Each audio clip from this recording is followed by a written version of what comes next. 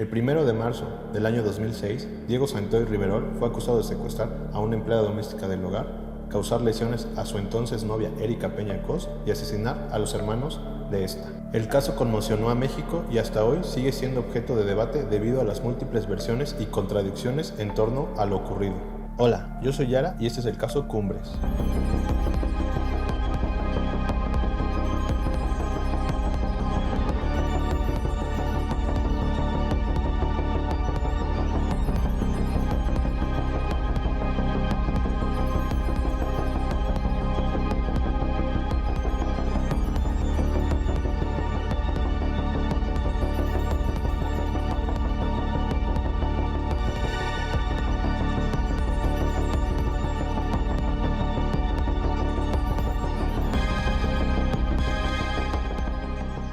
Diego Daniel Santoy Riverol nació en 1985. Algunas versiones señalan en Monterrey, Nuevo León, como su lugar de origen, aunque en ciertos relatos también se menciona Tijuana. Hijo de José Manuel Santoy y María Eugenia Riverol, fue el segundo de 3 hermanos. Mauricio, el mayor, que residía en Querétaro, Diego ocupaba el lugar del medio y Marcelo era el menor. Durante más de 20 años la familia vivió entre Monterrey y Matamoros, aparentemente por cuestiones laborales de los padres. Los 3 hermanos cursaron la primaria y la secundaria en Monterrey, y en lo académico Diego fue el más destacado. Se le describía como un joven aplicado con buenas calificaciones y una vida aparentemente tranquila, aunque también existía percepciones contradictorias. Para algunos era bondadoso, educado y reservado, mientras que para otros lo recordaban como un explosivo y propenso a la frustración. Su trayectoria escolar no estuvo libre de tropiezos. Diego no pudo concluir la secundaria de manera regular debido a problemas legales en Matamoros. Tras mudarse nuevamente a Monterrey, 4 años antes de los hechos, se inscribió en un bachillerato abierto. El director de esta institución afirmaba: "Nunca vimos nada normal, ningún indicio de problemas en lo personal, no hubo problemas de violencia en absoluto". En su adolescencia, sin embargo, tuvo antecedentes penales por robar botellas de alcohol. Para algunos aquello no fue más que una travesura juvenil, para otros se trataba de un indicio de un comportamiento problemático. Establecido en Monterrey, la familia habitó en 2 casas alquiladas en la colonia Cumbres, lugar donde se desarrollarían los hechos que marcarían la historia de Diego. En 2005, él y su hermano Marcelo ingresaron a la Universidad Autónoma de Nuevo León. Diego fue aceptado en la Facultad de Ingeniería Mecánica y Eléctrica, donde como parte del examen de ingreso presentó una prueba de coeficiente intelectual. Obtuvo 122 puntos, un resultado ligeramente superior al promedio. Algunos medios lo utilizaron para señalarlo como un joven especial o incluso un genio, aunque en realidad esa cifra solo lo sitúa un poco por encima de la media. Aunque era sociable, también tendía a ser reservado. Guardaba sus problemas para sí mismo. No obstante, según varios testimonios, las facetas más conflictivas de su personalidad comenzaron a manifestarse cuando inició su relación sentimental con Erika Cos. Erika Peña Cos nació en septiembre de 1988, hija de Gonzalo Peña y Teresa Cos León, una conocida astróloga y conductora de televisión. Creció en el barrio de Cumbres, una de las zonas más acomodadas de Monterrey. Desde pequeña estuvo vinculada al mundo mediático, pues su madre se hizo un lugar en televisión, primero como locutora de horóscopos en el programa Con Clase de Canal 12, y más tarde como presentadora de temas de astrología en Televisa. Erika tenía una hermana mayor llamada Azura, con quien mantenía una cercanía, además de 2 hermanos menores, Eric Azur, de 7 años, y María Fernanda, de 3. Sin embargo, sobre estos últimos circulaban algunos rumores. Señalaban que no eran hijos biológicos de Gonzalo Peña, sino resultado de una relación extramarital de Teresa Cos con un hombre desconocido. Algunas versiones señalan que Erika discutía con frecuencia con su madre por la responsabilidad de cuidar a sus hermanos menores. No obstante, quien en realidad asumía esa labor era Catalina Bautista, la empleada doméstica de la familia. Catalina no solo mantenía la casa en orden, también se encargaba de los niños, los alimentaba, los vestía, los saciaba y estaba prácticamente con ellos todo el tiempo, incluso los 7 días de la semana. Por otro lado, Teresa estuvo vinculada sentimentalmente con el empresario Enrique Lankenau, dueño de la empresa Multimedios y otros medios y negocios como el periódico Milenio, Cinemas y Cablevisión. Este contexto sitúa a Erika en un entorno familiar estable y acomodado, pero también rodeado de tensiones y secretos que en alguna forma marcaron su infancia y adolescencia. Diego y Erika se conocieron en 2005 durante una fiesta e iniciaron una relación que se prolongó casi por 2 años. A simple vista, el noviazgo parecía estable y hasta fue aprobado por la familia de ella. Sin embargo, en la intimidad la dinámica era muy distinta. Entre sus conocidos se rumoraba que la relación era tóxica y destructiva. Existen 2 versiones principales. Una sostiene que Diego estaba profundamente enamorado mientras que Erika lo manipulaba. La otra afirmaba que él era celoso y posesivo, lo que llevó a que ella buscara alejarse. Lo cierto es que no era extraño para sus amigos y allegados verlos discutir constantemente. Uno de los episodios más comentados fue el supuesto robo de un celular en casa de Erika. Según se dijo, Diego tomó el teléfono para después después devolvérselo como un regalo de reconciliación, intentando con ello retomar la relación. Esta versión extraoficial sucedió poco antes de la tragedia. Un amigo cercano de Diego declaró: Diego incluso organizó una pequeña reunión con el único propósito de convencerla de volver con él. No obstante, la relación ya estaba demasiado deteriorada y parecía no tener regreso. Erika, por su parte, declaró que terminó con Diego porque se volvió agresivo, celoso y posesivo. Aseguró además que le robó el celular que le había regalado su madre y trató de entregárselo como si fuera un obsequio comprado por él. Diego, en cambio, ofreció otra versión, afirmando que la ruptura ocurrió el 27 de enero, luego de un encuentro sexual en el que, según él, Erika le dijo que ya no podía confiar en él. Según Diego, ella atravesaba también una etapa difícil, ya que una amiga cercana había abortado recientemente y Erika temía tener que enfrentar una situación similar, lo que agravó las discusiones entre ambos. Durante el careo judicial surgió un dato especialmente polémico.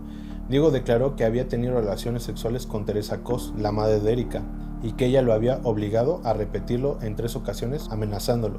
Sin embargo, esta declaración nunca fue comprobada. A pesar de la ruptura, Diego intentó varias veces reconquistar a Erika, con gestos románticos y cursis, aunque Erika lo rechazó. Según Diego, también lo buscaba de manera intermitente para encuentros sexuales, y fue en uno de esos encuentros donde se desencadenaron los hechos trágicos que marcarían el destino de ambos. Todo empieza la noche del martes 28 de febrero de 2006. Diego había invitado a su amigo Humberto a cenar a su casa, para posteriormente invitarlo a dormir en ella. Sin embargo, ya de madrugada, de manera totalmente repentina, Diego le pidió a su amigo que lo llevara al domicilio de su exnovia Erika, ubicado en la colonia Cumbres. Diego llegaría entre las 4:15 y 4:30 a la casa de Erika. Entre las 4:55 am, Diego se pone un pasamontañas, cubre sus zapatos y manos con una cinta tape para no dejar huellas, y entra a la casa, ya que se sabía la clave, pero dobla una varilla para que parezca un robo. Ya dentro de la casa, Diego dura 50 minutos sin hacer nada. Se fuma un cigarro y lo deja en una maceta de la casa. Corta el cordón de las persianas de la sala y lo deja en la cocina. Eric se despierta, baja a la cocina y se encuentra con Diego, y este lo apuñala varias veces en la espalda y lo arrastra al cuarto de lavado. A las 6:30 am entra al cuarto de los papás en la primera planta. Ahí se encontraba Catalina Bautista, la sirvienta, que se encontraba dormida junto a la niña María Fernanda. Le apunta con un arma y la encierra en el baño. Después pasa sin hacer nada 1 hora, y entre las 7:45 y 8 de la mañana estrangula a María Fernanda en la cama de los papás. Saca a Catalina del baño y la lleva al baño del pasillo y vuelve a encerrarla. A las 8:30 llega Linda Victoria Merentes Méndez, secretaria de Teresa Cos. Su oficina se encontraba en un edificio apartado de la casa. 2 horas después, Erika se despierta, baja al piso y a las 10 am Catalina escucha: Ya te reconocí la voz, eres tú, Diego, pero habló con fuerte Erika. Entonces ahí yo ya sabía que era Diego. Diego se quita la máscara y discuten por 20 minutos. Erika sube al segundo piso y por la ventana, Linda de la oficina le pasa unos recados de la mamá y se queda conversando. Erika vuelve a bajar y entre las 10:30 y 11 am Diego la golpea 5 veces en la cabeza, la apuñala en el cuello y después en un pulmón y la arrastra hasta el cuarto de los papás. En los registros telefónicos se observa que hizo varias llamadas a Humberto Leal, su amigo. Entre las 12 y 12:30 Diego va por Catalina, la sirvienta, la saca del baño y la lleva a la cajuela del carro modelo neón, carro que pertenecía a Erika. A la 1:15 de la tarde después Linda, la secretaria, llama a la policía, ya que Erika se arrastró por el patio. Hay una chica golpeada, tiene mucha sangre, creo que fue su exnovio, sin mencionar a los 2 niños muertos. A la 1:15 Diego llega a la casa de Humberto y pide un cambio de ropa, y se va de ahí aproximadamente a las 2 p.m. Saca a Catalina de la cajuela y esta le reclama: ¿y ahora cómo me voy a regresar? Va diciendo: no te preocupes, yo sí te voy a dejar libre, pero lejos. Cuando ya me baja, pido dinero, porque no tenía dinero, ¿con qué voy a ir? Pido dinero, 5 o 10 pesos, agarro el camión, ya me dirigí hasta allá, para saber qué es lo que estaba pasando. Mientras Diego se da a la fuga y a las 5 p.m. la policía llega a la casa. Los reporteros del canal Multimedios llevaban 2 horas en la casa, y mientras todo esto sucedía, Azura, la hermana de Erika, estaba haciendo tarea mientras escuchaba música. Declararía que jamás escuchó nada de lo que sucedió. Recuerdo que yo estaba en mi cuarto, estaba haciendo un trabajo para la escuela, estaba hablando con un amigo por teléfono. Cuando colgué con él, me habla otra persona, Fernando Elizondo, y me dice: ¿dónde estás? Y le digo: estoy en mi cuarto. Baja, parece que tu hermana tuvo un accidente.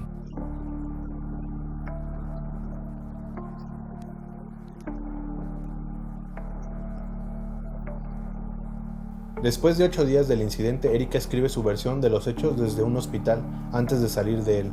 Me levanté por la mañana y al entrar al cuarto de mi mamá apareció Diego detrás de la puerta. Llevaba un pasamontañas, tenía una cinta en los zapatos. Me tapó la boca y comenzó a golpearme con un martillo en la parte trasera de la cabeza hasta dejarme inconsciente en el suelo. Cuando desperté me dijo que había matado a mis hermanos y a la muchacha. Aseguraba que había tomado un exceso de drogas y que le quedaba poco tiempo de vida. Se recostó a mi lado y me pidió que lo dejara morir junto a mí. Pasó aproximadamente media hora y no mostraba señales de que realmente fuera a morir. Entonces le dije, creo que lo que te tomaste no funcionó, güey. Él se levantó y me dijo, vamos a dar un paseo. Yo le respondí que no quería, que no podía ponerme de pie y que además necesitaba ver a mis hermanitos. Fue entonces cuando me dio una navaja y me ordenó, mátame. Yo le dije que no. Y él respondió, entonces yo te voy a matar a ti. Le rogué que no lo hiciera, le supliqué, recordándole que mi mamá se pondría muy triste, pero él insistió, lo siento mucho, pero tú y yo estamos destinados, te voy a matar, y después me tiraré del puente, atirantado, para alcanzarte. Yo le contesté que ni muerta me iría con él. Fue entonces cuando me dijo, si no vas a estar conmigo, entonces no vas a estar con nadie.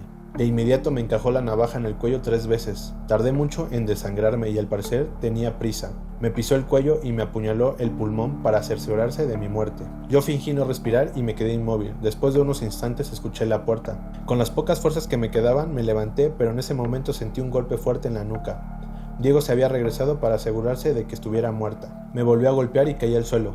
Fingí convulsiones y permanecí inmóvil durante unos 5 minutos hasta que al fin logré ponerme de pie otra vez. Diego ya se había ido, probablemente convencido de que ya estaba muerta. Con esfuerzo llegué hasta la oficina ubicada en la parte trasera de la casa, donde fui auxiliada por Linda. Minutos después me trasladaron a una ambulancia al hospital, ahí perdí el conocimiento y desperté más tarde en el hospital, viva, gracias a Dios. Inicialmente tras su detención Diego aceptó la versión de la policía. Declaró que había ido a la casa de Erika, que discutieron y que en medio de esta situación su hermano menor Eric intervino para defenderla. Fue entonces cuando Diego mató al niño y después estranguló a la pequeña María Fernanda. Sin embargo, más tarde cambió su versión, alegando que había sido torturado durante su arraigo, que duró alrededor de 20 horas y que por esa razón aceptó lo que le había dictado el Ministerio Público. Ya con una defensa más sólida, encabezada por la abogada Silvia Raquenel Villanueva, una litigante polémica vinculada a casos de narcotráfico en Monterrey y que fue asesinada durante el proceso. Santoy presentó un relato muy distinto de los hechos. Me tenían esposado en una silla en la que parecía un auditorio. Varias personas me golpeaban mientras me daban instrucciones sobre lo que debía declarar ante el Ministerio Público. Me taparon los ojos con una venda y me abrieron la puerta del cuarto. Escuchaban voces que decían vamos a tirarlo, mientras manipulaban los gatillos de sus pistolas. Cuando pedí hablar con un licenciado para ver a mi papá, me respondieron que él aún no llegaba y que aquí no podía estar. En ningún momento me leyeron mis derechos y los defensores de oficio nunca se presentaron conmigo durante la declaración. En esta nueva versión, Diego asegura que todo comenzó en la cocina de la casa de la familia Cos. Según él, Erika estaba muy molesta con su madre, llena de resentimiento hacia sus hermanos, a quienes no soportaba. Argumentaba que tenía que hacerse cargo de ellos constantemente porque Teresa Cos viajaba con frecuencia, por motivos del trabajo o para estar con su pareja. Era ella, junto con la empleada doméstica Catalina Bautista, quien debía lavarlos, llevarlos a la escuela, recogerlos y dormirlos. Para colmo, Teresa había expresado su deseo de tener otro hijo, lo que de acuerdo con Diego aumentaba el enojo de Erika. En ese momento entró Eric Azur, de 7 años, y le dijo a su hermana que se había hecho pipí en la cama. Según la declaración de Diego, Erika reaccionó furiosa, lo golpeó en la cabeza y tomó un cuchillo, se lo entregó a Santoy y le dijo, si me quieres, mátalo. Diego afirma que se negó y que le respondió que no podía hacerlo. Ante su negativa, Erika lo insultó, lo llamó inútil, le arrebató el cuchillo y apuñaló a su hermano. De acuerdo con Santoy, él se quedó en shock, mientras Erika continuaba apuñalando al pequeño hasta matarlo. Luego arrastró el cuerpo hasta el cuarto de lavado y lo cubrió. Después, ambos permanecieron sentados en la recámara de los padres durante varios minutos, hasta que escucharon pasos en el pasillo. Era María Fernanda, de apenas 3 años, que venía caminando con los tacones de juguete de su disfraz de princesa. Según Diego, Erika tomó una cuerda de la persiana, hizo un nudo abierto y llamó a la niña. Ven, beba, te voy a enseñar un nuevo juego. Vamos a jugar al perrito. Ponte como perrito. La pequeña inocente se puso de rodillas y apoyó las manos en el suelo. Fue entonces que, de acuerdo con el relato de Diego, Erika le colocó el cordón en el cuello, lo tensó y se sentó sobre ella jalándola con fuerza hasta estrangularla. Diego fue condenado por el asesinato de los hermanos Eric Azur y María Fernanda Peña Cos, el intento de asesinato de su exnovia Erika Peña Cos y el secuestro de la trabajadora doméstica Catalina Bautista. En octubre de 2010, un juez de Monterrey le impuso una sentencia de 138 años y 6 meses de prisión, abarcando todos los delitos por los que fue procesado. Sin embargo, la legislación de Nuevo León establece un límite máximo de 40 años de prisión, lo que significa que en la práctica Diego no podría cumplir más allá de ese tiempo, a pesar de la extensión de la condena inicial. En 2020 un juez aceptó un amparo tramitado por sus abogados, sin embargo la Fiscalía General de Justicia de Nuevo León reafirmó la condena y en marzo de 2021 se emitió la sentencia definitiva estableciendo que Santoy cumpliría 71 años, 7 meses y 27 días de prisión. Durante su tiempo en prisión ha aprovechado para estudiar Derecho y logró graduarse como abogado, un hecho que sorprendió a muchos debido a la gravedad de sus crímenes. El caso de Diego Santoy sigue siendo recordado no solo por la violencia de los hechos, sino también por la complejidad legal y mediática que rodeó su proceso, marcando un precedente en la justicia penal del estado de Nuevo León. El caso de los Peña Cos ha generado múltiples teorías debido a la complejidad de los hechos, las contradicciones en los testimonios y la intensa cobertura mediática. Entre las más discutidas destacan 3 principales. Diego actuó solo motivado por los celos y frustraciones. Esta teoría sostiene que los crímenes fueron resultado de la obsesión de Diego hacia Erika y de su incapacidad para manejar los celos y la frustración tras el rompimiento de su relación. Su comportamiento explosivo, antecedentes de violencia y planificación aparentemente del ataque respaldan la hipótesis de que tomó la decisión de manera individual y sin cómplices. La versión oficial de la Procuraduría coincide con esta idea, presentando a Diego como único responsable. Erika estuvo involucrada, ya sea como autora intelectual o material. Algunos analistas y sectores de la prensa han planteado la posibilidad de que Erika, enojada con sus hermanos y frustrada con las responsabilidades familiares, pudiera haber instigado los hechos o participado directamente.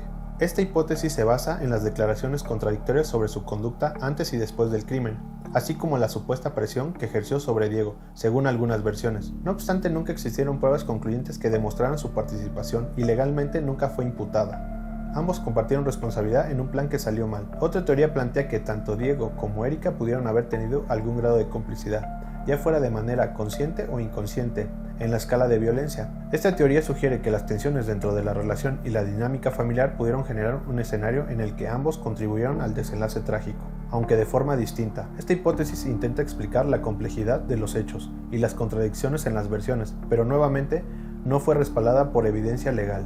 En todos los casos, las inconsistencias en los testimonios, la conducta de Erika tras los hechos y la falta de pruebas claras alimentaron la polémica y la especulación. Sin embargo, legalmente Diego Santoy fue el único condenado, dejando estas teorías en el terreno de la especulación y el análisis crítico. Tras el juicio, Diego Santoy Riverol comenzó a recibir atención mediática, incluso desde prisión, llegando a formar un club de seguidores, principalmente mujeres, que lo admiraban y lo comparaban con figuras atractivas de la farándula. Esto llamó la atención de los medios y se mencionó la posibilidad de realizar un documental o película sobre el caso, similar a las producciones internacionales sobre criminales notorios.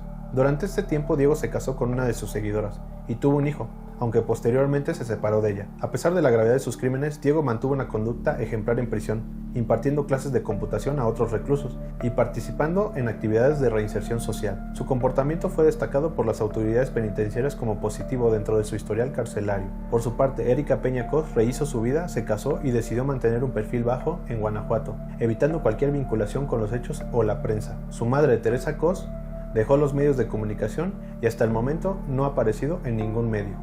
Existen algunas teorías que sugieren que Erika podría haber tenido cierta responsabilidad en los hechos o que de alguna manera pudo haber apremiado la situación dentro de la casa. Sin embargo, es fundamental subrayar que esto no exime ni minimiza la responsabilidad de Diego, quien fue el autor material de los crímenes y que fuera de la vivienda cometió 3 delitos consecutivos o incluso 4, según como se consideren. Cabe destacar que todos los videos de careos que circulan en internet fueron grabados aproximadamente un año después del crimen, por lo que no reflejan necesariamente la dinámica inmediata de los hechos, sino una reconstrucción posterior dentro del proceso judicial. Este caso puede ayudar a comprender la dinámica de un crimen, pero nunca debe de perderse de vista que Erika Peña Cos también fue una víctima, al igual que la familia Peña Cos, enfrentándose a la pérdida de 2 niños y el trauma asociado a la violencia en su propio hogar. El caso Cumbres es un ejemplo de cómo los crímenes mediáticos pueden ser amplificados y distorsionados por rumores, versiones encontradas y la fascinación pública. Más allá de las teorías, especulaciones y polémicas, lo cierto es que 2 niños perdieron la vida de manera brutal, y tanto Erika como su familia tuvieron que vivir con las secuelas de un evento trágico que los marcó para siempre. Es importante aprender a cuestionar la información y distinguir entre hechos probados y especulaciones, y reconocer que detrás de los titulares y discusiones mediáticas existen víctimas reales, cuyas experiencias y sufrimiento merecen respeto y comprensión. Un video que te recomiendo que veas para completar la información es una plática que tuvo Fernando Lozano con el abogado de la familia Cos, Roberto Carlos Flores Treviño. Te dejaré el enlace a su video aquí abajo. Pero ahora te toca a ti. ¿Crees que los medios han distorsionado quiénes fueron las verdaderas víctimas? ¿Por qué Diego Santoy genera tanta fascinación mediática? Coméntame en los comentarios y los 3 mejores aparecerán en el siguiente video. Nos vemos.